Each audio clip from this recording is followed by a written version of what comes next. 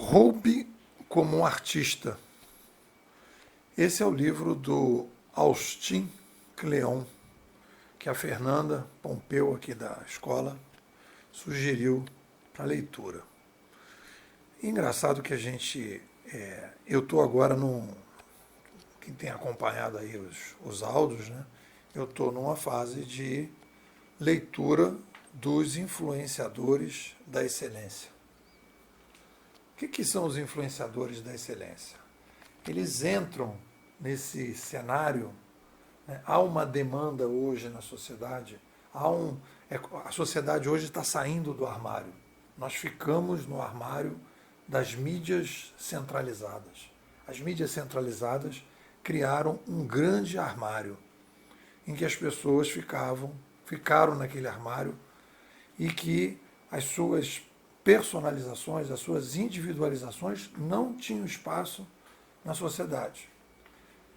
Uma das coisas que eu mais, na minha cabeça, assim, que foi mais difícil perceber, né, é essa relação entre aumentos demográficos, centralização, mídias, né?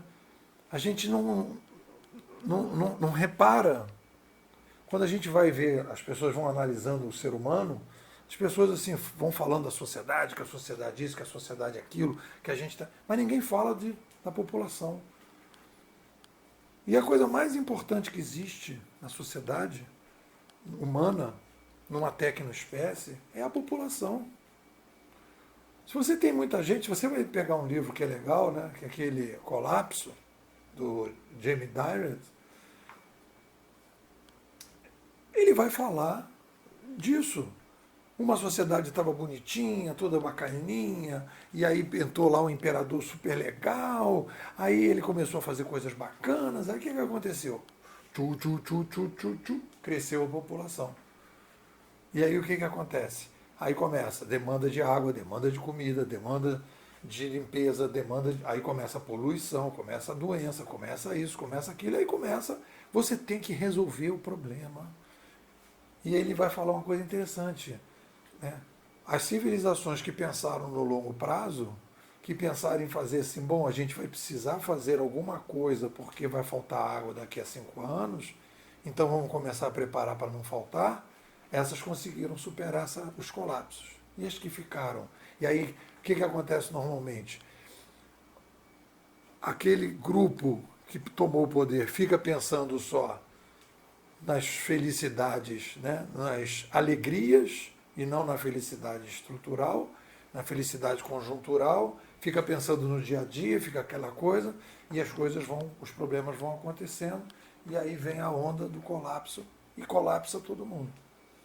Então qual é o momento que a gente está vivendo e por que o Cleon escreveu esse livro dele, e esse livro faz todo sentido, como a Ângela escreveu aquele livro dela sobre a garra, e como esse menino, que eu vou comentar agora, o Moraes, escreveu o livro dele sobre, o Joel Moraes escreveu um livro também sobre excelência. Por que está acontecendo isso? Eu fico lendo esse livro aqui, mas por que está acontecendo esse livro? Por que eu estou lendo esse livro? Eu estou lendo esse livro porque a gente está vivendo isso. Uma saída do armário. As pessoas estão precisando se personalizar, as pessoas estão começando a querer mais das suas vidas.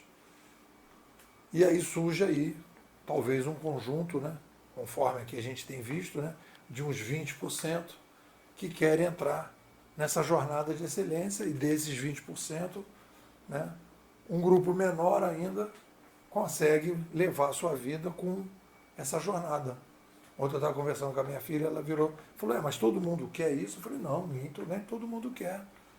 Muita gente quer manter uma vidazinha, dia a dia, sem grandes viagens na maionese. Mas quem quer fazer mudança está aqui.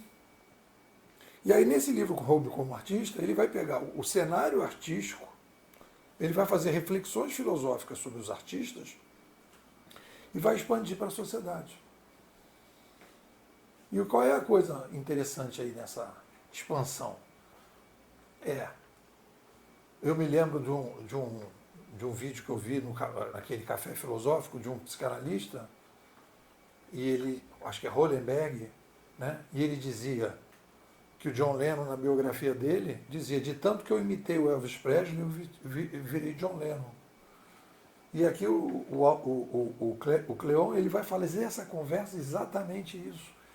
Porque a grande dificuldade que a gente tem quando a gente começa a dizer assim: então tá, eu quero uma jornada de excelência, eu quero ser excelente em alguma coisa, mas você é excelente em quê?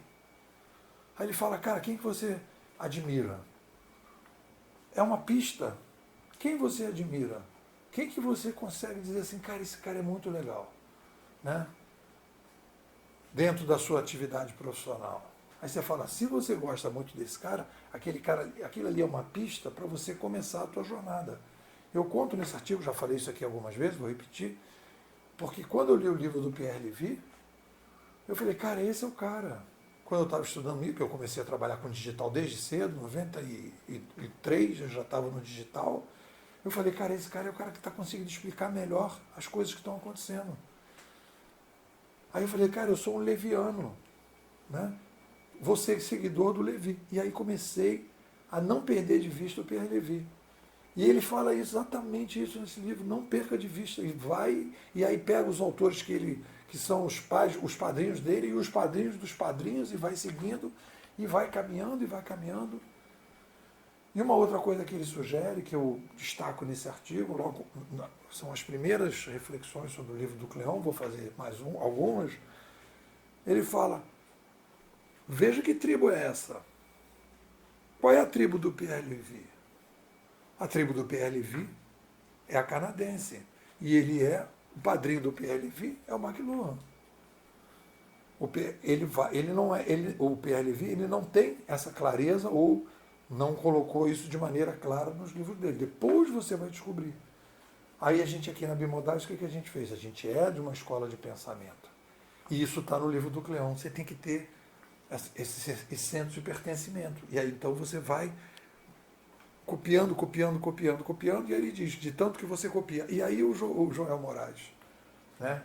Joel J, eu acho que é o nome que ele usa, ele diz uma coisa que eu achei muito legal, que reforça essa coisa que está no livro do Roubar como Artista. Ele diz: de tanto que eu imitei o Gustavo Borges, que ele queria ser o Gustavo Borges, eu virei o Joel Moraes. E eu poderia dizer Nepô: de tanto que eu imitei o Pierre Levy, eu me tornei Nepô. E aí então você tem que pegar essa ideia, né, da imitação, para você poder se distinguir, se distanciar. Você tem que ver o que você consegue fazer um pouco de diferente daquele cara que você admira, e aí você vai se descobrindo. É isso. O que vocês dizem? Pessoal, Bimodais, futurismo para empreendedores. O que é a nossa escola? É uma startup. É uma startup conceitual, e o nosso foco principal é a formação, né, de formadores para o empreendedorismo. Óbvio que o empreendedor se beneficia, mas existe a necessidade da gente dar uma guinada no empreendedorismo brasileiro. O empreendedorismo brasileiro ele é desteorizado. A gente não entende o que é uma revolução de mídia. A gente não entende que uma revolução de mídia vem de um aumento populacional. E a gente não entende que, quando a gente aumenta a população e faz uma revolução de mídia, a gente inicia um novo modelo de comando e controle. E esse novo modelo de comando e controle abre espaço para novas organizações que vão promover a descentralização, a reintermediação. Antigos intermediadores vão perder espaço para novos intermediadores. Então, o que acontece? O empreendedor brasileiro não tem nas mãos uma teoria consistente da mudança.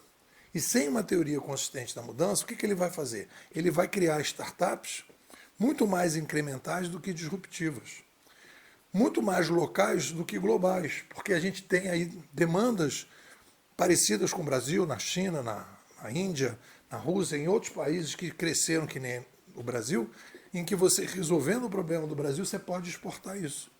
Então existe aí uma visão que as pessoas têm que ter, e elas não estão tendo. A gente está entrando no nosso 4º ano, na nossa 7ª imersão, e eu te convido para fazer parte. Me manda um zap, 21 99 608 6422. Vou repetir, 21 99 608 6422. Nepô, quero sair de Matrix.